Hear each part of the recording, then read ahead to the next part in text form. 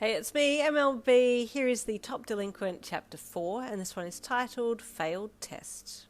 Unfortunately, there's another trigger in this chapter, so proceed with caution.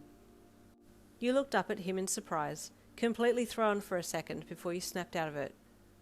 Put me down, Iida, you said sharply, struggling to get out of his arms. Miss Lynn, if I may see your arm, he said as he held onto your wrist and tried to roll your left sleeve up. No, you shouted, yanking your arm away protectively. Miss, I will have you know that I am a qualified first aid You're a qualified square. That's what you are, you growled. I don't care, I'm fine. Iida pushed his glasses further up onto the bridge of his nose and stared you down. What if your arm bruises? He asked bluntly. You can prevent bruising with the application of ice. That's what long sleeves are for, you snapped at him, holding your arms out in a T-pose. That's what I've always done, you started to say, your voice stopping as you realised that you were exposing yourself. Iida studied your face and you looked away quickly to hide your emotions. Miss Lynn, is there something that you wish to talk about? He asked in a more gentle voice. Your eyes immediately welled with tears. Crap, I can't cry. I can't let him know. If he found out and told the principal or something and she rang home to check and Dad thought that I'd been saying things, he'd beat me to a pulp. Maybe even kill me. I can't let this get out. You thought frantically as you set your jaw and flicked your head back to stare at Iida angrily, dropping your arms by your side and glaring at him. No, I don't want to talk, you growled, your voice cracking under the intense emotional pressure you were under. If there's anything I can do, Iida said in a firm yet kind voice, as his facial features softened. You bit the inside of your cheek to stop the tears from spilling, but unfortunately before you could stop them you felt hot tears cascading down your cheeks. Crap, you grunted, lifting your arms to your face and wiping the tears away furiously. Please, Iida said again, and you shook your head rapidly as you started to run past him, heading for the pool stairs. As you passed him, he reached out to stop you, but you flung his arm off and ran to the ladder, pulling yourself up quickly to get away. No running in the pool, Iida shouted authoritatively, and you ignored him as you got to the top of the ladder and grabbed your bag, running for home.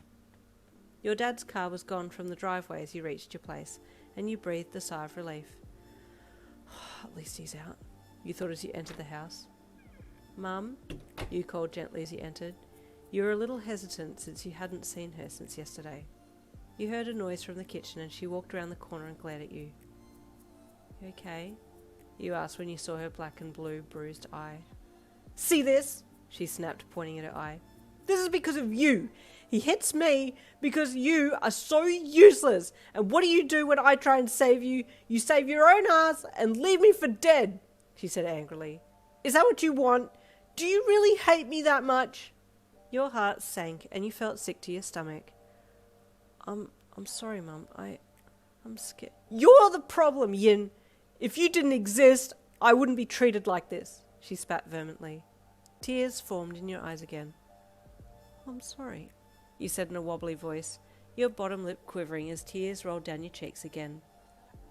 If you're truly sorry, you'd let him beat you like you deserve to be beaten, she scolded heartlessly.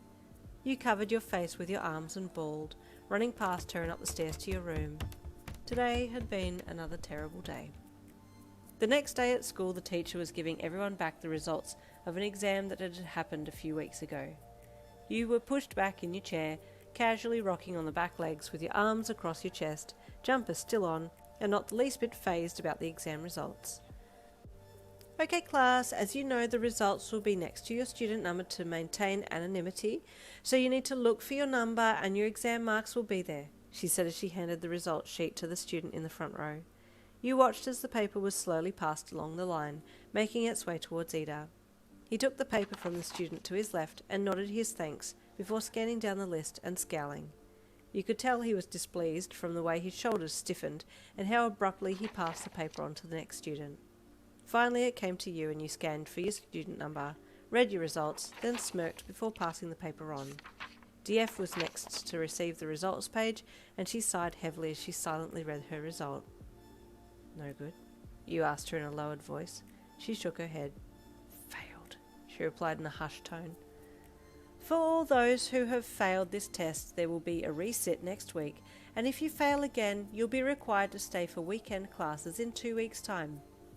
Suddenly DF gasped and realised the dates of that weekend. You and her had organised to go and see your favourite band together, and there was no way she was going to miss it. No, she wailed softly as she slumped forwards on her desk. She was very quiet for the rest of that class, and it was only afterwards that she came to you with a plan. Okay, so she started, I don't want to miss out on seeing this band, and I know for sure I'm going to fail. Would you help me steal the answer sheet?